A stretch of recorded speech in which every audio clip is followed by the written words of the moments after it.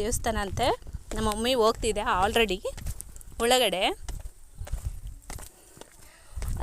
ಹೋಗ್ತಿದ್ದಾರೆ, ನೋಡ್ತಿದ್ದಾರೆ. ಚೆನ್ನಾಗಿದೆಯಾ? ಚೆನ್ನಾಗಿದೆಯಾ?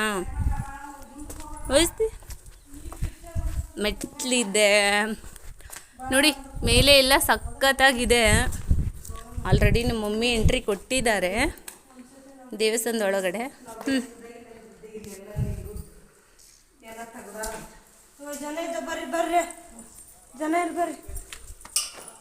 ಜನ ಇಲ್ಲ ಅಂತ ಬರ್ತಿದ್ದಾರೆ ನೋಡ್ರಿ.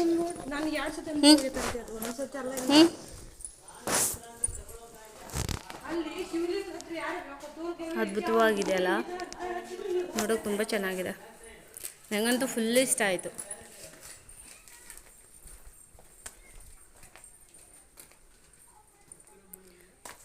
ಇವ್ರು ನಮ್ಮ ಮಮ್ಮಿ ಇದ್ದಾರಲ್ಲ.